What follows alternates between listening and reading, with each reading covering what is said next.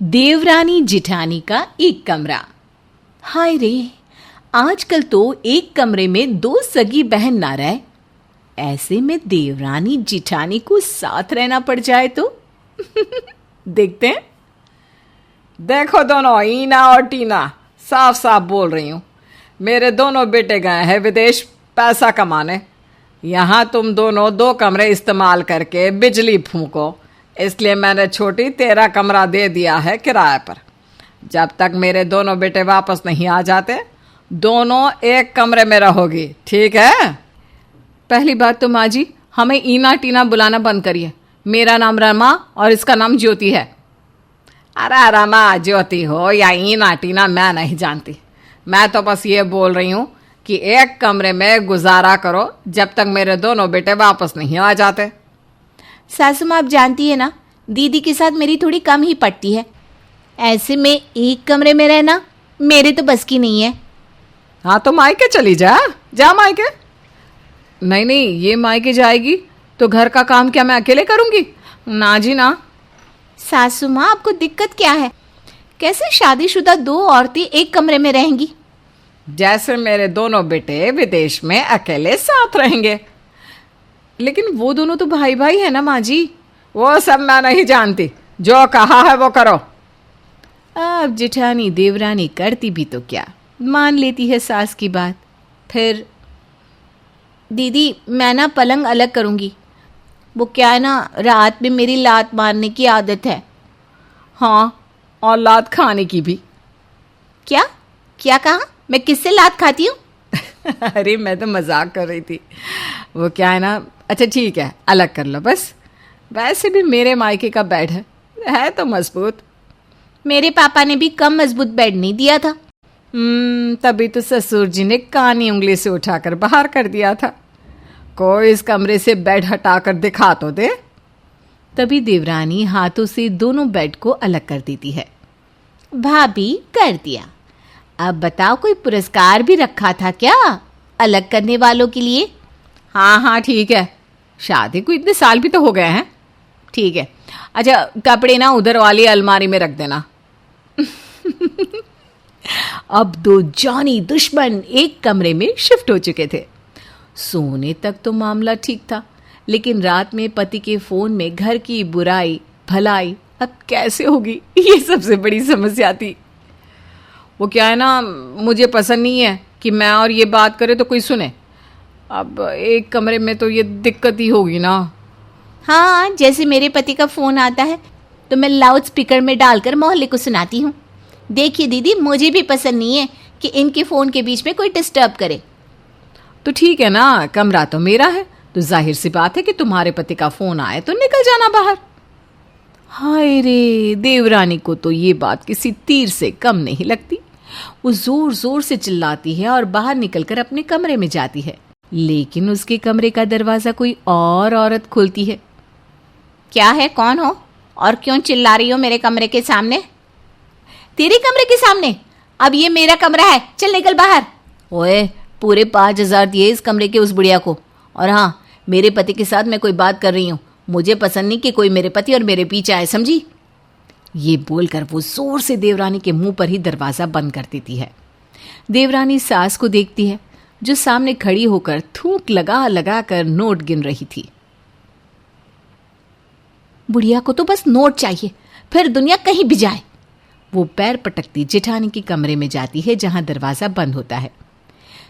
लगता है जेठ जी का फोन आ गया। हाय रे, मैं क्या करूं? क्या पापा कहाँ शादी कर दी, जाहिल गंवारों के बीच। देवरानी भी बाहर जाकर पति से बात करती है और उसे सारी बात बताती है। हाय रे मेरी रसमलाई, तेरे लिए तो मैं यहाँ अमेरिका में बंगला बनाऊंगा।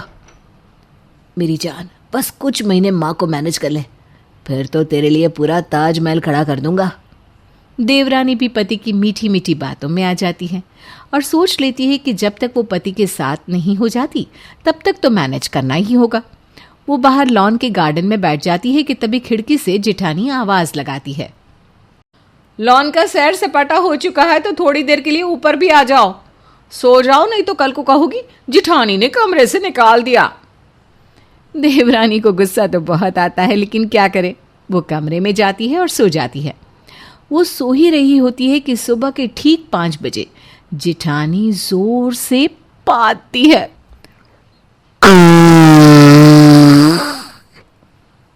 देवरानी हड़बड़ाकर उठ जाती है। नहीं नहीं, भागो, पड़ोसी देश ने हमला कर दिया है, हमारे ऊपर बम फेंके जा रहे हैं, भागो भागो यहाँ से। ओए चुप हो जा, हल्की सी गैस निकल गई थी, सो जा, कुछ नहीं हुआ। देवरानी लाइट जलाती है। पूरा कमरा बदबू मार रहा था। हल्की सी गैस, तब ये हाल था। मुझे तो लगा हमारे देश में भी हमला हो गया है, पड़ोसी देश ने बम फेंक दिया। मैं तो डर गई थी हल्की सी गैस में। क्या होता अगर आप जोर से पाती। ओए नौटंकी, शांत हो जा, कोई ऐसी बात नहीं है, सो जा। लेकिन देवरानी को कहाँ नींद आने वाली थी। सारी सुबह किसी तरह करवट में गुजरती है। अगली सुबह देवरानी सासू माँ के पास जाती है। देखिए सासू माँ, एक तो मेरे पति साथ नहीं है, ऊपर से ये तुगलकी फरमान कि दीदी के साथ एक कमरे में रहूं, मुझसे नहीं हो रहा। तो मायके चली जा, रोहन आ जाएगा तो बुला लेंगे। नहीं नहीं, ये कहीं नहीं जाएगी। ये जाएगी तो घर का सारा काम कौन करेगा? भाभी प्लीज जाने दो ना मुझे। रात को भैया का फोन आता है तो आप मुझे बाहर कर देती हो, सुबह गंदे गंदे बात कर डरा कर उठा देती हो। भाभी प्लीज प्लीज जाने दो ना मायके। अरे उस बेचारे की उम्र हो गई है, गैस पर कंट्रोल नहीं रहता, तो क्या उसका मजाक बनाएगी तू? बात तो सही है माँ जी, गैस में कंट्रोल नहीं है, लेकिन उम्र तो वैसे बाली ही है मेरी।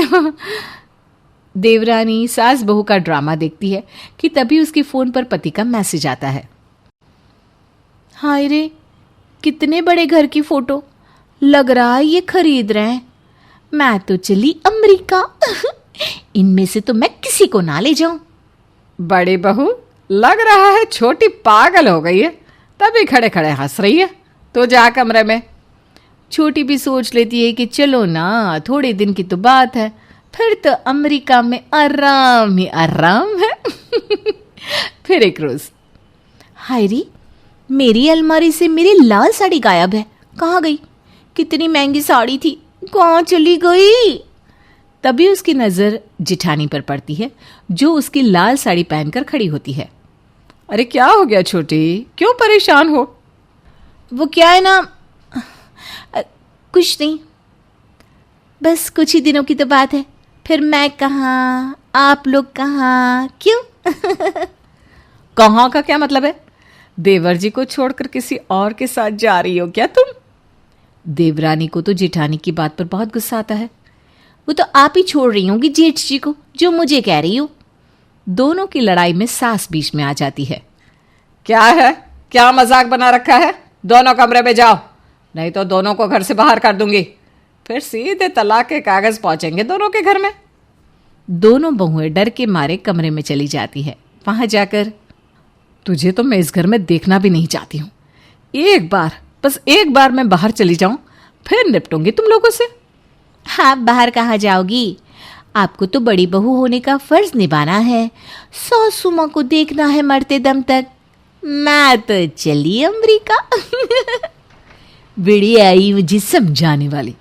अरे शादी के 13 साल निकाल दिए बुढ़िया को देखने में, तुझे आए जुम्मा जुम्मा 2 साल नहीं हुए। तू बताएगी मुझे कि क्या करना है मुझे? भाई मैं तो चली पति के पास, समझी? ओह, तो लग रहा है कि जेठ जी ने भी इन्हें अमेरिका के सपने दिखा रखे हैं। लेकिन मैं तो नहीं रहूंगी यहाँ, कुछ तो करना ही होगा। डायरेक्ट बात करती हूँ। देवरानी जेठानी के पास जाती है। देखिए दीदी, अमेरिका ये गए थे, भाई साहब तो बस साथ गए हैं इनको सेटल करने। अब ये क्या नया नाटक है कि आप भी अमेरिका जाएंगी? तो क्या हो गया? इस घर में बहुत काम कर लिया मैंने, तू भी बहू है, तेरा भी फर्ज है, मैं ही क्यों पीसती रहूं? अरे क्या हो गया, क्या पीसना है? पीस लो ना। और हाँ, मिक्सी का इस्तेमाल करने की जरूरत नहीं है। जो मज़ा हाथ से पीसे मसाले का है वो मिक्सी का कहाँ। लो, अब इनका अलग ही राग शुरू। देवरानी कमरे में आ जाती है और सोचने लगती है कि कैसे जेठानी पर लगाम लगाया जाए।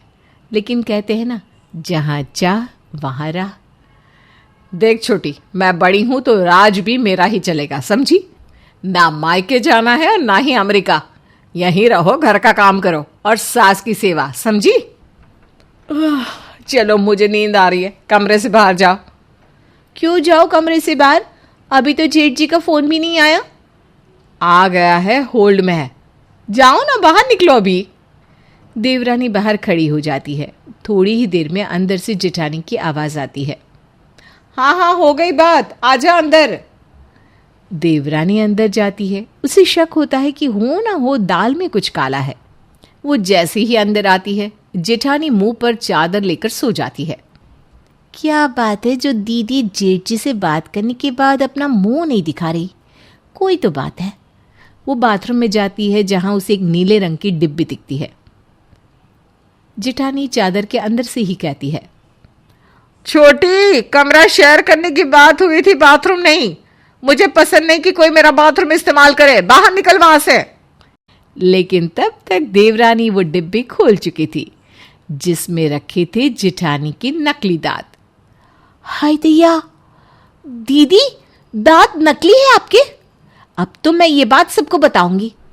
जेठानी अब चादर के बाहर आती है और मुंह बुढ़ी जैसा बिना दांत का वो देवरानी से कहती है, छोटी, नाना किसी को ना कहना, वरना ये तो मुझसे तलाक ले लेंगे। माँ जी भी धक्के निकाल कर घर से बाहर कर देंगी। तो फिर आज से मैं जो बोलूंगी वैसा ही करना है। कल मैं चली मायके, फिर जाऊंगी अमेरिका। बोलो हाँ। जैसी तेरी मर्जी, हाँ चली जाना, लेकिन ये राज ही रहे। ये कहानी एक ही परिवार की दो बहुओं की है। पहली है चंचल जो बहुत ही सुंदर है और दूसरी है मीनाक्षी जो बहुत ही आज्ञाकारी और संस्कारी बहू है। अरे बहू, सब तैयारी हो गई ना मंदिर की? कुछ छूटता तो नहीं? नहीं माँ जी, मैंने सब देख लिया है, एक बार आप भी देख लीजिए ना। मैं तो तैयार हो गई माँ जी, चलिए अब मंदिर के लिए निकलते हैं। अरे अभी मीनाक्षी को तो तैयार हो जाने दो, सामान रखने के चक्कर में बेचारी तैयार होना ही भूल गई। जा बहू, तू भी तैयार होकर आजा, फिर निकलते हैं। ठीक है मम्मी जी। जेठानी जी, आप ये सामान एक बार देख लीजिए ना। अरे तुमने देख लिया है ना, फिर देखने की क्या जरूरत है? अरे बहू, तू सामान की चिंता छोड़, उसे मैं देख लूंगी। जा जल्दी से तैयार हो जा, इसे कहने का कोई फायदा नहीं। शाम को, मम्मी कल मेरा ऐसे कंपटीशन है, मुझे समझ में नहीं आ रहा इस टॉपिक पर क्या लिखूं, कुछ बताओ ना मम्मी। अरे खुद से कुछ लिख लेना, मुझे परेशान मत कर। देख नहीं रहा मुझे कितना काम है। मम्मी आप फोन ही तो चला रही हो, प्लीज कुछ बता दो ना। इधर आजा, मैं बता देती हूँ। मम्मी कुछ काम कर रही है ना। थैंक यू देवरानी जी, इस घर में एक तुम ही तो हो जो मुझे समझती हो, और वैसे भी ये काम मेरे करने के लायक थोड़ी ना है। अरे लेकिन चंचल बहू, बच्चा तो तेरा है ना, तो तू ही उसकी मदद करेगी ना। कोई बात नहीं ना माँ जी, दीदी कोई काम कर रही है। अरे ये कोई काम नहीं कर रही, बस काम से बचने का बहाना ढूंढती रहती है। अपने मेकअप का सामान देख रही होगी पक्का। पूरे दिन सजने संवरने के अलावा करती ही क्या है? माँ जी, आप सबको तो यही लगता है कि करती ही क्या है, लेकिन अपने आप को मेंटेन करना किसी काम से कम है क्या? और वैसे भी मैं देवरानी जैसी थोड़ी ना हूँ जिसको कोई पूछता ही ना हो। लोग तो मुझे देखते ही मुझसे पूछने लगते हैं और बात करने लगते हैं। आप नहीं जानती बाहर मेरी भी कोई इमेज है। हाँ, मुझे तो समझ में ही नहीं आता, तू ही तो जानती है सारी दुनियादारी, हम तो बेवकूफ है ना। अगले दिन, ये सारा सामान कैसे बिखरा पड़ा है? तुम इतने सुबह सुबह कहाँ जा रही हो? मैंने एक कमेटी ज्वाइन की है, उसकी ही मीटिंग के लिए जा रही हूँ। वो भी बिना नहाए? अरे कम से कम नहा तो लेती। अरे इतना टाइम नहीं है मेरे पास, और वैसे भी मेरा चेहरा देखकर कोई नहीं बता सकता कि मैं नहाकर नहीं आई हूँ। और ये परफ्यूम है ना, इसे लगाने से मेरे से केवल खुशबू ही खुशबू आएगी। फिर भी बिना नहाए कितना गंदा लगता है। अरे इतना ही है तो कुछ मीनाक्षी से सीखो, वो नहा धोकर तैयार होकर किचन में तुम्हारे लिए नाश्ता बना रही है। देखो मेरे पास ना तुम्हारी ये बातें सुनने का वक्त नहीं है, लेट हो रहा है मुझे, चलती हूँ मैं। और वैसे भी उसका पति क्या कमाता है सब जानते हैं। वो काम नहीं करेगी तो क्या राज करेगी। जेठानी नाश्ता करके चली जाती है। छोटे के लिए ऐसा मत बोलो, जितना कमाता है परिवार के लिए काफी है। और वैसे भी मैं जो कमाता हूं तुम तो उड़ा ही देती हो। कैसे सारा सामान बिखेर कर चली गई, क्या होगा इसका। ओह, थोड़ी देर में मुझे ऑफिस के लिए निकलना है। लीजिए भैया आपकी चाय, और आप सामान की चिंता मत कीजिए, बाद में मैं ठीक कर लूंगी। आप ऑफिस के लिए तैयार हो जाइए। थैंक यू मीनाक्षी, अगर तुम नहीं होती तो पता नहीं क्या होता। और प्लीज़ इन बेडशीट्स को चेंज भी कर देना। मैंने चंचल को कितनी बार कहा है लेकिन उसने अभी तक नहीं किया। प्लीज़ तुम कर दोगी? अरे भैया आप चिंता मत कीजिए, मैं सब कर दूंगी। ऐसे ही जेठानी अपने हर काम से भागती और देवरानी अपने काम के साथ साथ जेठानी का काम भी पूरा करती। और जेठानी बस अपना सारा वक्त घूमने फिरने और अपने आप पर लगाती। लेकिन एक दिन, अब क्या करे, ये तो बड़ी परेशानी हो गई। हे भगवान, अब तो तेरा ही सहारा है। क्यों माँ जी, ऐसा क्या हो गया? आप इतनी परेशान कभी नहीं दिखी, सब ठीक है ना? हम जो घर बना रहे थे उसके लिए हमने कुछ पैसे लोन लिए थे और चुका भी दिए थे। लेकिन आज जाकर पता चला कि थोड़े पैसे अभी भी बाकी है। बैंक वालों ने सर खा रखा है। अब आप लोगों ने पूरे पैसे भर दिए हैं, तो अब कौन से पैसे बाकी हैं? भाभी, उनसे उस समय कुछ गलती हो गई थी तो उन्हें लगा हमने पूरे पैसे भर दिए हैं, लेकिन आज हमें वहाँ से पता चला कि अभी और भी बाकी है, और उस समय से उन पर बहुत ज्यादा ब्याज बढ़ गया है। अगर हमने वो पैसे जल्दी नहीं चुकाए तो और बढ़ता ही रहेगा। अब समझ में नहीं आ रहा क्या करें। इतने कम समय में इतने सारे पैसों का इंतजाम कैसे होगा? मेरे पास एक आइडिया है। मेरे पास मेरी शादी के गहने हैं, अगर उनको बेच दे तो पागल तो नहीं हो गई? अपने गहने बेच रही है? माँ जी, गहनों का क्या है, कल दोबारा बन जाएंगे, और वैसे भी गहने चले गए तो कुछ नहीं बदलने वाला। लेकिन ये घर चला गया तो? बात तो तुम सही बोल रही हो, लेकिन रकम इतनी ज्यादा है, तुम्हारे गहने काफी नहीं होंगे। अच्छा, तो बड़ी के गहने भी ले लो ना। मैं अपने गहने नहीं बेचने वाली। हाँ, मेरी माँ ने कितनी मुश्किल से मेरे लिए बनवाए थे। तुम्हारे ही गहने थोड़ी ना जा रहे हैं, मीनाक्षी भी तो दे रही है अपने गहने। अच्छा, इतना ही है तो तुम अपनी माँ के गहने क्यों नहीं बेच देते? माँ जी की भी तो गहने हैं। ये तुम क्या बोल रही हो? वो खानदानी गहना है, बाद में तुमको और मीनाक्षी को ही तो मिलने वाले हैं। अरे रहने दे, वो नहीं देना चाहती तो कोई जबरदस्ती नहीं। मेरे पास और भी है, मैं दे दूंगी। लेकिन मुसीबत के वक्त ये पता चल गया कि किसे इस घर की फिक्र है और किसे गहनों की। लेकिन माँ, वो तो दादी के गहने हैं। वैसे भी माँ, इतनी भारी चीज बनाना मुश्किल हो जाएगा, रहने दे। अरे मुझे और कुछ नहीं सुनना। मेरे लिए ये घर सिर्फ घर नहीं बल्कि शहर में मेरी इज्जत की बात है। तुम पर तो मुझे शर्म आती है। वैसे तो बड़ी बनती फिरती हो, लेकिन ऐसे बुरे समय में साथ देने की बजाय भाग गई। अरे अब इसमें मेरी क्या गलती है? वैसे अगर गहने नहीं पहनूंगी ना तो बाहर मुझे कोई पहचानेगा भी नहीं। हाँ भैया, सही बोल रही हैं जेठानी जी। वैसे तो आप अपनी सुंदरता की इतने झंडे गाड़ती रहती हो, लेकिन ऐसी सुंदरता का क्या फायदा जब आपका मन ही मैला हो। आप ये दिखावा करना छोड़ दीजिए कि आपको इस घर की चिंता है। अगर होती तो आज यूं इस तरह भागती नहीं, परिवार की मदद करती। तू बहू अपनी सुंदरता में इतनी खो गई है कि तुझे असल जिंदगी और दिखावटी जिंदगी में फर्क नहीं पता। तू बस दिखाती है, लेकिन मीनाक्षी कुछ बोलती नहीं, दिखाती नहीं, बस करती है। माँ आप सही कह रही हैं, मुझे माफ कर दीजिए। मैं झूठे दिखावे में पागल हुई जा रही थी। ये कहकर देवरानी जेठानी दोनों अपने गहने रखकर ससुराल वालों की मदद करती है।